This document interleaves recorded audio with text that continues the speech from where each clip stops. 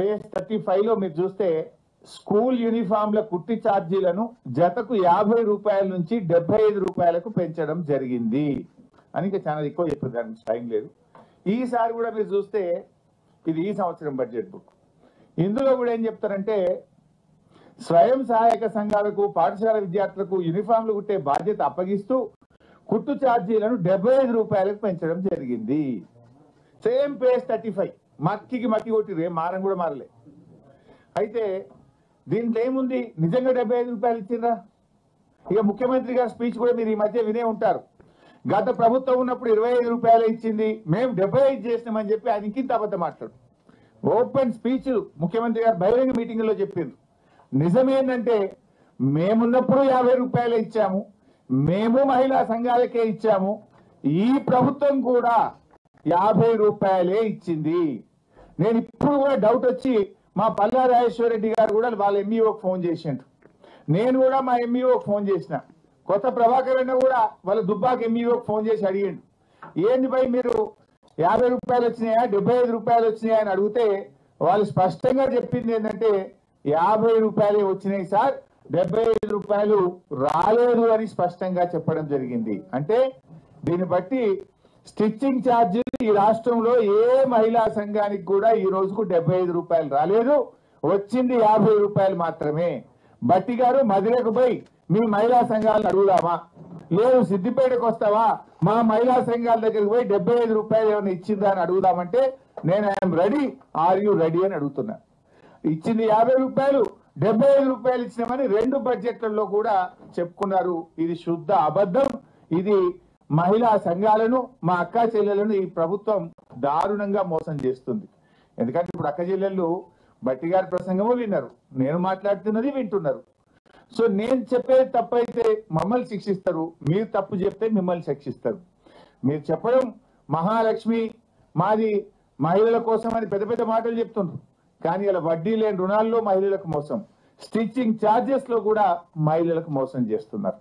ఇక మూడో విషయం పేజ్ 20, పోయినసారి కూడా అదే చెప్పింది, ఈసారి కూడా అదే చెప్పింది, కానీ పేజ్ 20 పోయినసారి పేజ్ మారింది 44, ఈసారి పేజ్ 20లో ఏం చెప్పారంటే రేషన్ కార్డులు తెలంగాణ అవతరించిన తర్వాత ఎంతో మంది పేదలు నూతన రేషన్ కార్డు కోసం ఆశగా వేచి చూసినా గత ప్రభుత్వం వారిని పట్టించుకోలేదు.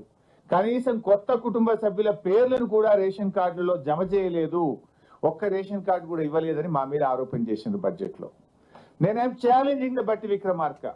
బీఆర్ఎస్ ప్రభుత్వం 6,47,479 రేషన్ కార్డులు ఇచ్చింది.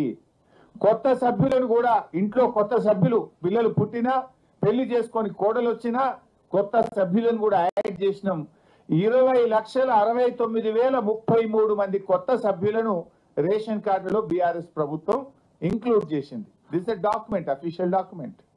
కానీ మీరేం చెప్పిన బడ్జెట్ సాక్షిగా ఒక కార్డియలే ఒక సభ్యుని కూడా యాడ్ చేయలేదనే అబద్ధాలు. అంటే ఎలక్షన్లలో రాజకీయ ప్రసంగాలు చేసినట్టు బట్టి గారి బడ్జెట్ ప్రసంగం కూడా జరిగింది.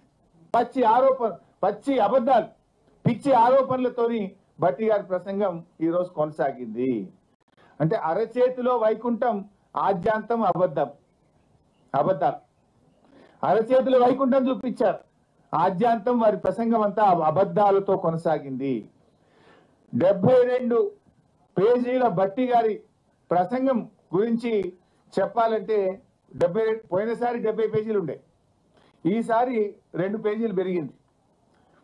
బడ్జెట్ లో 2 పేజీలు పెరిగినాయి తప్ప పేదల సంక్షేమం మాత్రం పెరగలేదు. ప్రజలకు ఇచ్చిన హామీలకు బడ్జెట్ లో చోటు లేదు. ఎన్నికల ముందు అబద్ధాలు, అధికారంలో వచ్చిన తర్వాత కూడా ఈ రోజు అబద్ధాలే మాట్లాడుతూ వచ్చినారు. అంటే వారి ప్రసంగం అంతా కూడా 72 పేజీల ప్రసంగ సారాంశం అరచేతిలో వైకుంఠం, ఆద్యాంతం అబద్ధం. ఇది బట్టి గారి ప్రసంగం యొక్క సారాంశంగా మనం చెప్పుకోవాల్సినటువంటి అవసరం ఉంది. ఇకపోతే బడ్జెట్ లో రాష్ట్ర ప్రజలు ఎంతో ఆశగా ఎదురు చూశారు. ఎందుకంటే వీళ్ళు ఏం చెప్పిండ్రు, ఒకవైపు బట్టి విక్రమార్క సంతకం పెట్టి మరొక వైపు రేవంత్ రెడ్డి సంతకం పెట్టి ప్రజలు నమ్ముతలేరని బాండ్ పేపర్లు పంచారు ఇంటింటికి. చివరికి సోనియా గాంధీతో ప్రజలకు ఉత్తరం రాయించారు, ఈ 6 గ్యారంటీలు 100 రోజుల్లో అమలు చేసే బాధ్యత తల్లిగా నేను తీసుకుంటాను అని సోనియా గాంధీతో ఉత్తరం రాయించారు. బాండ్ పేపర్ మీద ఇద్దరు సంతకం పెట్టి పంచారు. ప్రజలు ఏమనుకున్నారు? 100 రోజులపై 400 రోజులైంది.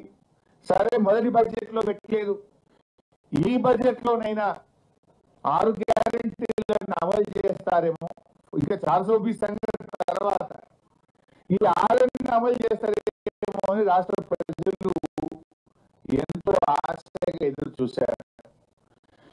ఇవాళ మహాలక్ష్మి 2500 ఇస్తారేమో, బడ్జెట్ లో పొందుపరుస్తారేమో అంటే ఆ మహాలక్ష్మి ఊసే లేదు.